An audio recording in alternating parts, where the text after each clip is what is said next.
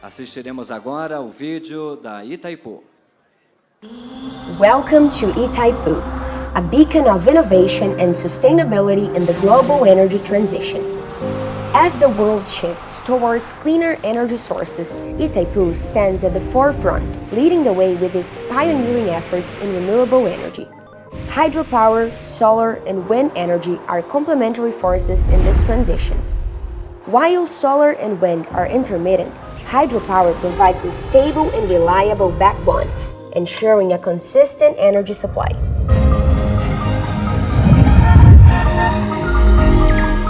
Itaipu, one of the largest hydroelectric power plants in the world, plays a crucial role in this synergy. Its vast reservoir acts as a giant battery, storing energy and balancing the grid when solar and wind production fluctuate. But Itaipu's commitment doesn't stop at hydropower. We are actively supporting the development of solar energy, biogas, biomethane, biosyncrude, and hydrogen technologies. Through innovative projects and partnerships, Itaipu is fostering the growth of these renewable sources, driving research and development to create a sustainable energy future.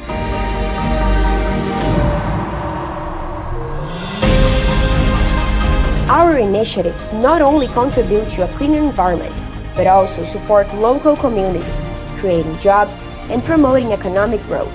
Join us on this journey towards a greener and more sustainable world. Together, we can harness the power of nature to build a brighter future.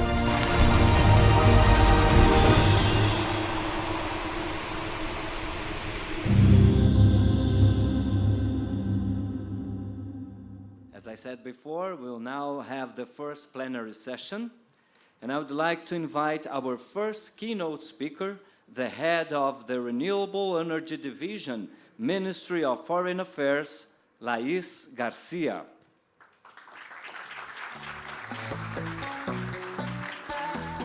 Her speech will be followed by a video pronouncement of the Secretary for Climate, Energy and Environment, Ministry of Foreign Affairs of Brazil, Ambassador André Aranha Correa do Lago.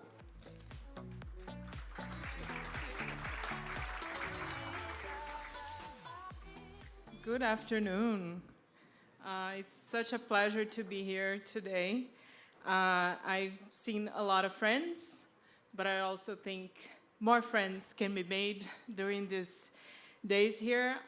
This is such an honor for me to be here and to speak before Secretary André.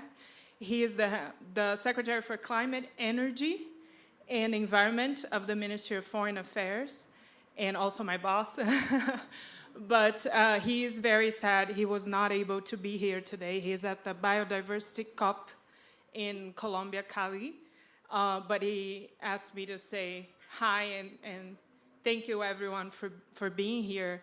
I think Brazil's role in bioenergy and what we do with it and how we advocate for it in international fora is one of his great honor of his career, and something that brings us all diplomats from Brazil also a great honor to do that, because this is something that Brazil is really proud of. But before I let you all watch the video that he prepared today, I would like to say that some of you might be thinking, why is a diplomat here today? And sometimes I get this question because we at the Foreign Ministry, we are very involved in energy discussions worldwide with the Ministry of Mines and Energy, but it's always a joint partnership. And that is the case because, I don't know if you noticed, maybe you know, maybe you don't know, but Brazil has made some weird choices in terms of energy. So if you look at our energy mix, you might think, how did they do it, right? We have a very high participation of renewables in our energy matrix. Everyone probably knows that. But we do have a lot of biomass in our energy matrix as well. And we actually use more biomass than biogas for energy in Brazil. And this is something that has brought us a lot of joy, but a lot of work, because not everyone understands that. And sometimes we have to go to international fora when we're negotiating energy tax or talking about what are going to be the energy transition solutions for the future. And we need to explain why bioenergy is possibly a good solution, maybe not for all countries, but for a lot of countries, especially in the developing world. And we love bioenergy, not because we use it. We've been using it for a long, long time, very successfully, but because we think it brings so much more than just reducing emissions. And this is something that not everyone thinks about when we talk about energy transitions and how to reduce emissions from the energy sector, which is actually the main source of climate change in the world. We focus a lot on what reducing emissions means, but we also need to look to the other aspects of the energy transition. And I love that Dina brought up the sustainable development concept and the conferences that Brazil has hosted throughout the last decades, because this is a concept that we cherish. So sustainable development has 3 dimensions, and it's not only the environmental question that interests us, but also that should interest everyone, actually, but also the social dimension and the economic dimension. And what you can see here today in this conference room with a lot of scientists, with companies, with experts from all over the world, from people that actually make their living out of bioenergy, that bioenergy is also very sustainable, but in the broader sense of the term. So we can see that in Brazil, we've been investing in technology. It's not about just a solution that is related to nature. It's definitely a nature-based solution, but it's also something that brings knowledge, that brings investments, that creates opportunities for cooperation. And Brazil will continue to put forward bioenergy as an important solution, especially for developing countries.